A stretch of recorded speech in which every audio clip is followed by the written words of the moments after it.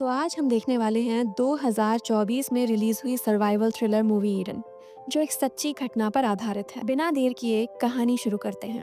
Film की शुरुआत में हमें दिखाया जाता है कि पहले विश्व युद्ध के खत्म होने के बाद पूरी दुनिया की आर्थिक हालत बहुत खराब हो जाती है। इसी दौरान एक पति पत्नी अपनी सारी चीजें छोड़कर दुनिया के दूसरे छोर पर मौजूद एक सुनसान द्वीप पर रहने चले आते हैं। वहाँ रिटर नाम का एक आदमी रहता है जो कभी कभी कुछ चिट्ठियां लिखता है। ये चिट्ठियां वहां से गुजरने वाले जहाज उठा ले जाते हैं। इसी के जरिए दुनिया को पता चलता है कि वह इंसान उस द्वीप पर किस तरह से जिंदगी जी रहा है। रिटर का मानना है कि इंसान को जिंदगी में शांति तभी मिलती है जब वह पहले मुश्किलें झेले। अगर सब कुछ शुरू में ही मिल जाए तो इंसान उस तरक्की तक नहीं पहुंच पाता जिसका वह सपना देखता है। अब कहानी कुछ साल आगे बढ़ती है। हम एक परिवार को देखते हैं, पति हेनरी, उसकी पत्नी मार्गरेट और उनका बेटा हैरी।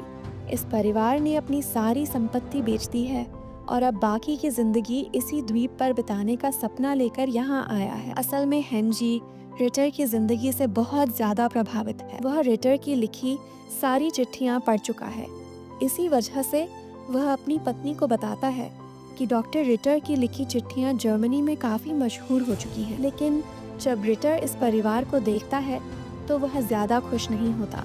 वह हेनरी को अपने बगीचे में ले जाता है और समझाने की कोशिश करता है कि उन्हें यहाँ से वापस चले जाना चाहिए।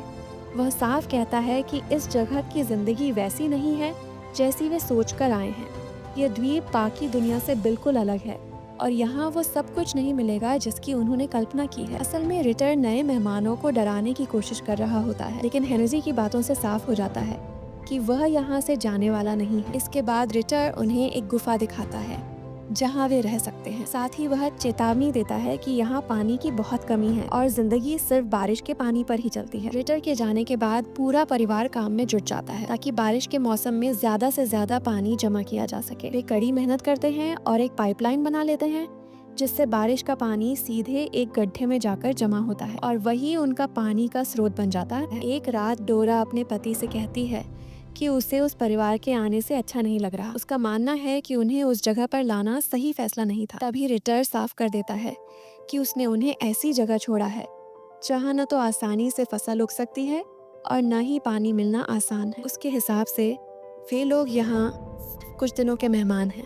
डोरा के चेहरे पर हल्की सी संतोष वाली मुस्कान आ जाती है। दूसरी तरफ मार्गरेट हर रात मुश्किलों से गुजरती है। अजीब अजीब कीड़े मकोड़ों और जंगली जानवरों की आवाजें उसे सोने नहीं देती, लेकिन फिर भी वह एक बार भी यह नहीं कहती कि उन्हें वापस चले जाना चाहिए।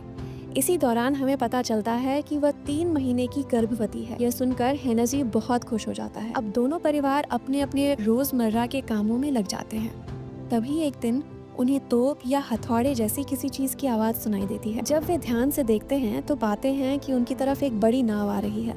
कुछ देर बाद नाव किनारे लगती है और उससे बैरोनेस नाम की एक औरत उतरती है। उसके साथ उसके 2 प्रेमी रॉबर्ट और रूडी भी होते हैं। द्वीप की खूबसूरती देखकर बैरोनेस भावुक हो जाती है और सपना देखने लगती है कि वह यहाँ एक आलीशान रिसोर्ट बनाएगी। इसी दौरान उसे पता चलता है कि यहाँ वही डॉक्टर रहता है जिसकी चिट्ठियाँ काफ़ी मशहूर हैं। इसी वजह से वह डोरा से मिलने जाती है और अपनी तारीफ करते हुए बताती है कि वह एक अमीर महिला है और यहाँ एक लग्जरी रिसोर्ट खोलना चाहती है, लेकिन उससे पहले वह उन लोगों से मिलना चाहती है जिन्होंने अपने दम पर प्रकृति को काबू में कर लिया है। तभी अंदर से रिटर बिना कपड़ों के बाहर आता है। बैरोनेस उसके सामने उसकी तारीफ करने लगती है। रिटर पूछता है कि वे लोग कहाँ ठहरे हैं। इसके जवाब में बैरोनेस कहती है कि समुद्र किनारे। तब रिटर उन्हें एक जगह दिखाने की बात करता है। बाद में दिखाया जाता है कि वे सभी एक साफ पानी के सोर्स में नहा रहे हैं जो हेनरी ने अपने परिवार के लिए बनाया था। यह देखकर हेनरी गुस्से से भर जाता है। बैरोनेस माफी मांगती है और खुद को उनके नए पड़ोसी के तौर पर पेश करती है। वह बताती है कि वह यहाँ एक आलीशान रिसोर्ट बनाना चाहती है, इसी वजह से आई है। इसी दौरान वह उन्हें शहर से आई चिट्ठियाँ भी देती है और कहती है कि ये रिटर तक पहुँचा दी जाए। जब हेनरी वह चिट्ठी रिटर को देता है तो वह पहले से खुली होती है। यह देखकर रिटर गुस्सा हो जाता है और उसे लगता है कि हेनरी ने चिट्ठी पढ़ ली है, लेकिन हेनरी ऐसा नहीं करता। उसे समझ आ जाता है कि यह सब बैरोनेस की हरकत है। इसी वजह से वह बैरोनेस के पास जाकर पूछता है कि वह दो पड़ोसियों के बीच झगड़ा क्यों करवाना चाहती है। वह साफ करता है कि पानी के सोर्स के बारे में जानकारी खुद रिटर ने दी थी। हेनरी समझ जाता है कि रिटर नहीं चाहता कि वहाँ कोई और भी रहे। इसके बाद वह उस रिसोर्ट का पूरा नक्शा देखता है जिसके बारे में बैरोनेस बात कर रही थी। वह रिसोर्ट सिर्फ करोड़पतियों के लिए होना था, लेकिन हेनरी को नहीं लगता कि इतनी अजीब और मुश्किल जगह पर कोई इतना बड़ा प्रोजेक्ट बना पाएगा। उसकी यह बात बैरोनेस को बिल्कुल पसंद नहीं आती और वह बिना कुछ कहे वहाँ से चली जाती है। एक दिन जब रिटर के पास खाने को कुछ नहीं होता तो वह हेनरी के घर जाता है। वहाँ हेनरी अभी अभी एक जंगली जानवर का शिकार करके लाया होता है। उसकी हालत देखकर हेनरी उस जानवर का कुछ हिस्सा उसे दे देता है। धीरे धीरे समय बीतता है। अब बारिश का मौसम आने वाला होता है, लेकिन गर्मी बहुत ज्यादा है। हेनरी लगभग अपना घर पूरा बना चुका है। अब उनके पास खाने के लिए सब्जियां भी हैं, जो पहली बार हुआ है। दूसरी तरफ रूडी हेनरी की तरह मेहनत करने की कोशिश करता है, लेकिन उससे कुछ हो नहीं पाता।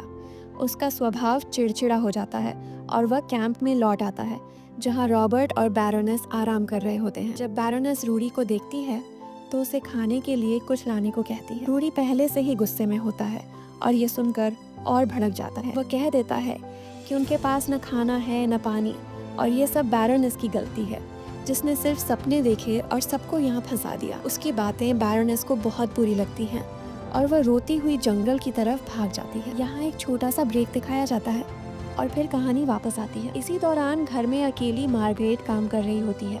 तभी मैनुअल और रॉबर्ट दूर से छिपकर उसे देखते हैं। अचानक मार्गरेट के पेट में तेज दर्द शुरू हो जाता है।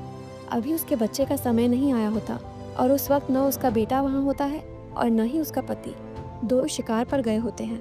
वह खुद ही किसी तरह संभालने की कोशिश करती है। पीछे से मैनुअल और रॉबर्ट उसके घर में घुस आते हैं, लेकिन ज्यादा देर तक चोरी नहीं कर पाते क्योंकि दर्द से परेशान मार्गरेट लौट आती है।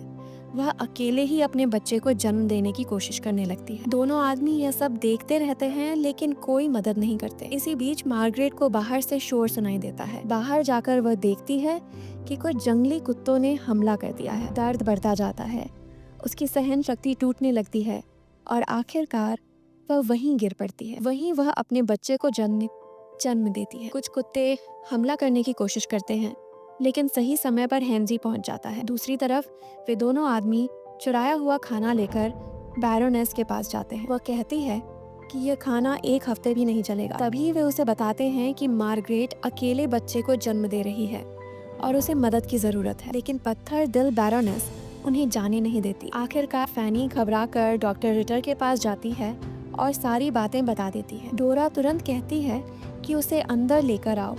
रिटर इलाज शुरू करता है और काफी मेहनत के बाद वह उसके अंदर फंसा हुआ हिस्सा निकाल देता है, जिससे मार्गरेट को थोड़ा आराम मिलता है। यह सब मैनुअल बाहर खड़ा देख रहा होता है। वह जाकर सारी बात बैरोनेस को बता देता है। बैरोनेस उसे डांटती है और कहती है कि उसे वहीं कुछ कर देना चाहिए था। अगर दोनों परिवारों की दोस्ती हो गई तो समस्या खड़ी हो जाएगी। ये सुनकर मैनुअल का सब्र टूट जाता है और वह साफ कह देता है कि वह इंसान नहीं, एक राक्षसी औरत है। वह यहाँ जो कुछ पाने के सपने लेकर आई थी, उनमें से एक भी कभी पूरा नहीं होने वाला था। समय के साथ पूरा द्वीप सूखने लगता है क्योंकि गर्मी का मौसम आ चुका होता है। इधर रिटर के पास भी अब लिखने के लिए कुछ नया नहीं बचता और यह उसके लिए एक बड़ी परेशानी बन जाती है। दूसरी तरफ रूडी भूख से बेहाल हालत में हेनरी के घर पहुंचता है। उसकी हालत देखकर हेनरी और मार्गरेट उसे खाना देते हैं। उसी दौरान रूडी बैरोनेस की सारी सच्चाई बता देता है। वह कहता है कि बैरोनेस कोई करोड़पति नहीं है। वह फिल्मों से प्रभावित है और खुद को किसी फिल्मी किरदार की तरह समझती है। उसके लिए बाकी सभी लोग छोटे हैं और उसके दिमाग में यह बैठा है कि सब लोग उसके गुलाम हैं। वह अपनी ही एक काल्पनिक दुनिया में जीती है। सबसे बड़ी बात यह कि वह नहीं चाहती कि हेनरी और रिटर किसी भी तरह से एक दूसरे के करीब आएं। इसी बीच एक और जहाज द्वीप की तरफ आता दिखाई देता है। वहाँ से एलन नाम का एक आदमी उतरता है। वह एक रिसर्च टीम के साथ आया होता है। उसे देखते ही बैरोनेस अच्छे कपड़े पहनकर बाहर आती है, क्योंकि अब वही आदमी उसे यहाँ से बाहर निकाल सकता है। वह उसे प्रभावित करने की कोशिश करने लगती है। असल में एलन रिटर के बारे में सुनकर यहाँ आया होता है। वह अपने साथ काफी सामान भी लाया होता है, क्योंकि वह रिटर से मिलना चाहता है और उसकी प्रकृति से जुड़ी दुनिया को करीब से देखना चाहता है। रात में वह एक छोटी सी पार्टी रखता है, जहाँ वह रिटर के साहस और उसकी सोच की तारीफ करता है। वह बताता है कि कैसे रिटर की लिखी बातें दुनिया भर के लोगों को प्रेरित करती हैं और मेहनत करने पर इंसान को फल ज़रूर मिलता है। इसके बाद वह मार्गरेट के बच्चे के जन्म पर बधाई देता है। अंत में वह बैरोनेस की खूबसूरती की भी तारीफ करता है। यहीं बैरोनेस को पता चलता है कि एलन एक मशहूर डायरेक्टर है और उसके पास बहुत पैसा है। वह उसे अपने जाल में फंसाने की पूरी कोशिश करती है। वह खुद को अकेला और बेसहारा दिखाती है, लेकिन एलन उसके मुंह पर साफ कह देता है कि उसे उसमें कोई दिलचस्पी नहीं है। वो उसका सम्मान करता है, लेकिन उससे आगे कुछ नहीं। अगले दिन एलन बिना उसे बताए वहाँ से चला जाता है। यह देखकर बैरोनेस पूरी तरह टूट जाती है। उसे यकीन ही नहीं होता कि किसी ने उसे ठुकरा दिया है। एक दिन जब रिटर शिकार से लौटता है तो उसे पता चलता है कि द्वीप ने जो थोड़ा बहुत खाना दिया था वह सब बैरोनेस ने चुरा लिया है। अब उसका सब्र टूट जाता है। वह सीधे हेनरी के पास जाता है ताकि दोनों मिलकर कोई हल निकाल सके। दोनों बंदूक लेकर बैरोनेस के तंबू के बाहर खड़े हो जाते हैं और उससे चोरी किया हुआ सामान लौटाने को कहते हैं, लेकिन बैरोनेस इनकार कर देती है और हेनरी की तरफ देखकर कहती है, तुम्हें क्या लगता है जिसकी मदद तुम कर रहे हो वही बाद में तुम्हें खाना देगा? वह फिर से दोनों के बीच झगड़ा करवाने की कोशिश करती है, जो शुरू से उसका मकसद था। तभी रॉबर्ट अंदर से बंदूक लेकर बाहर आता है और उन दोनों पर तान देता है, लेकिन समय रहते मार्गरेट आ जाती है और हालात को शांत कर देती है। वह सबको अपने अपने घर लौट जाने को कहती है। घर लौटने के बाद रिटर गुस्से में अपना टाइपराइटर तोड़ देता है और शिकार पर निकल जाता है। उधर बैरोनेस मार्गरेट के घर रोटी लेने आती है और बाहर बुलाकर रोते हुए कहती है कि अगर वे लोग जाना चाहें तो जा सकते हैं, क्योंकि अब उसके पास देने के लिए कुछ भी नहीं बचा है। दोनों की आंखों में आंसू होते हैं और वे एक दूसरे को चूम लेते हैं। आधी रात को अचानक हेनरी की नींद खुलती है क्योंकि बाहर किसी के चिल्लाने की आवाज़ आ रही होती है। बाहर जाकर पता चलता है कि कोई उनका पानी चुरा रहा है। गुस्से में वह उस तरफ गोली चला देता है, लेकिन गलती से वह डोरा का पसंदीदा घोड़ा मार देता है। उसे पता है कि अगर डोरा को ये बात मालूम पड़ गई तो वह सबको मार डालेगी। अगले दिन डोरा देखती है कि उसकी सारी मुर्गियां बीमार पड़ गई हैं और उसका घोड़ा भी गायब है। वह मार्गरेट के परिवार के पास जाती है, लेकिन वे अनजान बनने की कोशिश करते हैं और दिखाते हैं कि उन्हें कुछ नहीं पता। तभी डोरा बेहोश होकर गिर पड़ती है। हेनरी उसे अंदर ले जाता है जहां पहले से रिटर मौजूद होता है। डोरा उन्हें सब कुछ बताने लगती है। इसी दौरान उन्हें लगता है कि कोई उनकी बातें सुन रहा है। बाहर निकलने पर वे रॉबर्ट को देखते हैं, जो उन पर नजर रख रहा था। अब वे समझ जाते हैं कि यह सब बैरोनेस की चाल है और वह कभी नहीं बदलेगी। आज ही इसका फैसला होना जरूरी है। वे तीनों जंगल के रास्ते बैरोनेस के तंबू की तरफ जाते हैं। रास्ते में रूडी मिलता है, जो रोते हुए सारी सच्चाई बता देता है। वह कहता है कि डोरा का घोड़ा उसी ने चुराया था, क्योंकि बैरोनेस ने उसे ऐसा करने को कहा था। अब उसे अपने किए पर पछतावा है, लेकिन वह भी मानता है कि बैरोनेस को सबक सिखाना जरूरी है। सबसे पहले हेनरी अपनी पत्नी और बेटे को लकड़ी लाने के बहाने जंगल भेज देता है। फिर ये तीनों बैरोनेस के तंबू के बाहर पहुंचते हैं और उसे बाहर आने को कहते हैं। वह मना कर देती है। तभी रॉबर्ट बाहर निकलकर उन पर हमला कर देता है। वह रूडी को मार ही डालता, लेकिन सही वक्त पर हेनरी पीछे से उसे पकड़ लेता है और तब तक वार करता रहता है जब तक रॉबर्ट मर नहीं जाता। इतनी देर में बैरोनेस बाहर आती है और दिखाने की कोशिश करती है कि वह खुद रॉबर्ट की कैद में थी। वह तीनों को अपने रिजॉर्ट में बराबरी का हिस्सा देने का लालच देती है, लेकिन तभी रिटर उसके सिर में गोली मारकर उसे खत्म कर देता है। गोली की आवाज मार्गरेट तक पहुंच जाती है। इसके बाद तीनों मिलकर उन लाशों को समुद्र में बहा देते हैं और तय करते हैं कि इस बात को उनके अलावा कोई नहीं जानेगा। इसके बाद रूडी दौड़ते हुए हेनरी और मार्गरेट के घर पहुंचता है और बताता है कि बैरोनेस और रॉबर्ट दोनों अपना घर छोड़कर चले गए हैं। वे लोग एक चिट्ठी भी छोड़ गए हैं। देखने में यह सब एक सोची समझी प्लानिंग लगती है, लेकिन दोनों महिलाएं अच्छी तरह जानती थीं कि वे दोनों मर चुके हैं, क्योंकि बैरोनेस के सारे कीमती सामान वहीं पड़े हुए थे। मार्गरेट अपने पति से कहती है कि उसने गोली चलने की आवाज़ सुनी थी। उसे पूरा भरोसा है कि बैरोनेस और रॉबर्ट मर चुके हैं और उन्हें रिटर ने ही मारा है। उसकी बंदूक की गोलियां भी उतनी ही कम थी। वह हेनरी को समझाती है कि रिटर बहुत चालाक है। वह चाहे तो उसे इस केस में फंसा सकता है और जेल भिजवा सकता है। यह बात सुनकर हेनरी चिंता में पड़ जाता है। वह साफ कह देता है कि वह यहाँ से नहीं जाएगा। वह अपने परिवार को इस तरह बीच रास्ते में छोड़कर नहीं जा सकता और न ही किसी को उन्हें बर्बाद करने देगा। दूसरी तरफ डोरा अब रिटर से नाराज हो जाती है। वह फैसला करती है कि वह उससे दूर चली जाएगी। रिटर उसे रोकने की कोशिश करता है, लेकिन डोरा कहती है कि वह अब बदल चुका है। जिस मकसद से वह यहाँ आई थी वह सब भूल चुका है और अब सिर्फ पड़ोसियों के झगड़ों में उलझा रहता है। डोरा जंगल की तरफ चली जाती है, जहाँ उसकी मुलाकात मार्गरेट से होती है। मार्गरेट उसे ताजे मुर्गी के अंडे देने की कोशिश करती है, लेकिन डोरा उन्हें लेने से मना कर देती है। उसी दौरान मार्गरेट उसे बताती है कि बैरोनेस की हत्या हो चुकी है और उसे उसके पति ने मारा है। लेकिन डोरा इस बात पर यकीन करने को तैयार नहीं होती। इधर रूडी समुद्र के किनारे होता है जहाँ उसे एक नाव दिखाई देती है। वह नाव के कप्तान से विनती करता है कि उसे अपने साथ ले जाए। कप्तान उसकी हालत देखकर मान जाता है और उसे नाव पर चढ़ा लेता है। उधर रिटर के पास अब लिखने के लिए एक नया विषय मिल जाता है। वह बहुत खुश होकर लिखना शुरू कर देता है और यह बात डोरा से भी साझा करता है। डोरा कहती है कि यह तो खुशी की बात है और इसे नई कैद से सेलिब्रेट करना चाहिए। रिटर भी मान जाता है। सेलिब्रेशन के नाम पर डोरा उसे अपनी बीमार मुर्गी का मांस खिला देती है, यह जानते हुए भी कि इसे खाने से उसकी मौत हो सकती है। कुछ देर बाद डोरा दौड़ते हुए मार्गरेट के परिवार के पास जाती है और कहती है कि उसका पति बहुत बीमार है। सभी लोग भागकर वहां पहुंचते हैं, लेकिन कुछ ही सेकंड में मार्गरेट समझ जाती है कि उसके साथ क्या हुआ है। मरते समय डोरा रिटर का मजाक उड़ाती है, लेकिन रिटर उसे बद्दुआ देता है कि वह कभी खुश नहीं रह पाएगी। इसके बाद रिटर की मौत हो जाती है। कुछ महीनों बाद द्वीप पर एक गवर्नर आता है। इसका मतलब यह होता है कि मरने से पहले रिटर ने गवर्नर को चिट्ठी भेज दी थी ताकि बैरोनेस की हत्या के आरोप में हेनरी को फंसाया जा सके। गवर्नर सभी से पूछताछ करता है। उस दौरान मार्गरेट अपने पति का बचाव करती है। वह कहती है कि जो आदमी इतने सालों तक इस हालात में जिंदा रहा, वह अचानक सड़ा हुआ मुर्गा खाकर कैसे मर सकता है। ये काम उसकी पत्नी का ही हो सकता है। जब कोई ठोस सबूत नहीं मिलता तो गवर्नर वापस चला जाता है। उसके साथ डोरा भी द्वीप छोड़ देती है।